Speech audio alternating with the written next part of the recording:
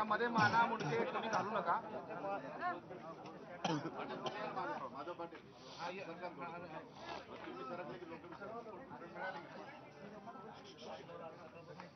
चला आवाज आवाज प्लीज सर्व जण विनंती आवाज घेऊन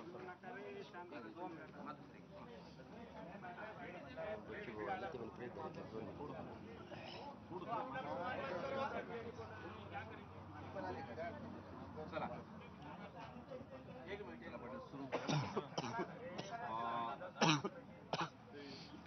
आज तो दिवस आला आहे ज्या दिवसाची महाराष्ट्र वाट पाहत होता.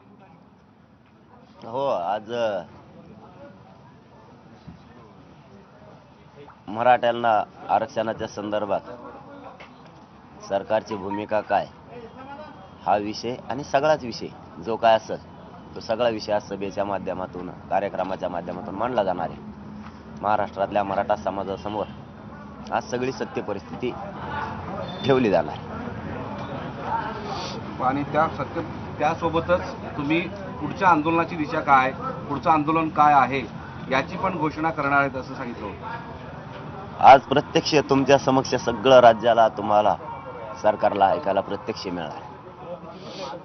दुसरा एक विषय काल तुम्ही 2-3 सभेमध्ये पण मांडला होता की मंत्री छगन भुजबळ यांच्या संदर्भात तुम्ही बोलणार नव्हते, पण काल मंत्री छगन भुजबळ काय बोलले तुम्ही ऐकले, रात्री पाहिलेलं आहे.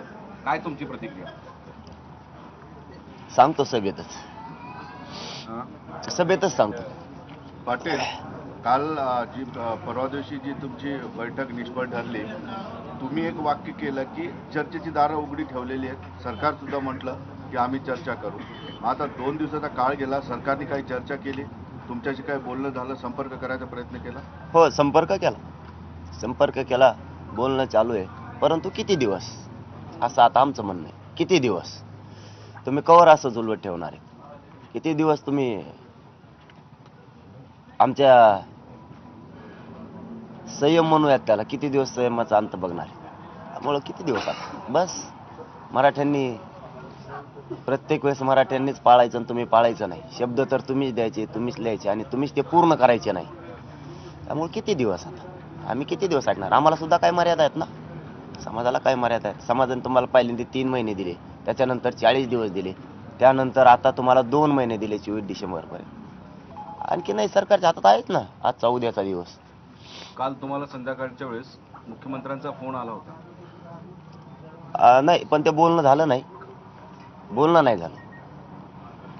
त्यांचे ओएडीच्या माध्यमातून होतं, परंतु ते बोलणं झालं नाही. कारण पुढं कार्यक्रम ते राहून गेलं, परत मग उशीर होत गेला आणि ते तसंच मागा विषय पाडला. अजित पवार या काल तुम्ही काही मागणी केली तरी सरकारला कायद्याच्या चौकटीतच काम करावं लागेल आणि टिकाऊ आरक्षण देण्याचा सरकारचा प्रयत्न सुरू आहे. मग आम्ही कुठं कायद्याच्या चौकटीच्या बाहेर मागतो? नोंदी सापडल्यात मराठ्यांच्या 54 लाख, 1-2 नाही. कोणाचीच नोंद नाही. इथून मागं ज्यांना आरक्षण दिलं ना, नोंद बी नाही आणि मागासिद्ध बी नाही, तरी आरक्षण आहे. आमच्या नोंदी पण आहे आणि मागासिद्ध पण झालेलं आहे, तरी आम्हाला आरक्षण नाही. कायद्याची चौकट याला नाही म्हणत का काय? मग म्हणजे कायद्याची चौकट सरकारच्या नजरेत उलटी आहे का? ज्याच्या नोंदी नाहीत त्यांना आरक्षणात घ्यायचं, जे मागासिद्ध नाही झाले त्यांना घ्यायचं, जे मागासिद्ध झालेत आणि नोंदी शासनाचे मिळाल्या त्यांना घ्यायचं नाही, असं उलट आहे का त्यांचं काही? किती दिवस येड्यात काढणार आहेत? लोक लय पुढे गेले, आता हुशार झाले. तुम्ही हुशार समजत होतात, आता नाही चालणार ते. कारण किती दिवस मराठ्यांनी अन्याय सहन करायचा? आम्ही नाही करू शकत. आम्हाला आरक्षण पाहिजे, आम्ही ओबीसी आरक्षण आहे त्यांना आम्ही ते घेणार. सरकारकडून शेवटची तारीख होती आणि आता 1 दिवस बाकी राहिलेला. आपल्याला वाटतं का की सरकार उद्यापासून निर्णय घेऊ शकतो म्हणून? आता 1 मिनिटात बी घेऊ शकते. घ्यायचं म्हणल्याच्या नंतर का राजकीय इच्छाशक्ती लागते? मराठ्यांची गरज नाही अशा भावनेतून ते चालतात. ते एकट्याचीच गरज आहे त्यांना, अशी त्यांची भावना आहे. ठीक आहे, लक्षात आलंय समाजाच्या, त्यांना तो एकटाच पाहिजे. त्याच्या शेजारी बांधा. आता तुम्ही बंगले तो म्हणतो ना आमच्या शेजारी बांधा म्हणून, बांधा त्याच्या शेजारी. सगळं राज्य त्याच्या हातात आहे ना. तुम्हाला असं वाटतंय ना?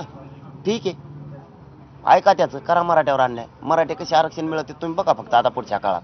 भुजबळांची अशी एक उद्विग्न प्रतिक्रिया आहे की जरांगे विरोधात केलेली भाषण मी मागे घेतो आणि जरांगेची मागणी सरकार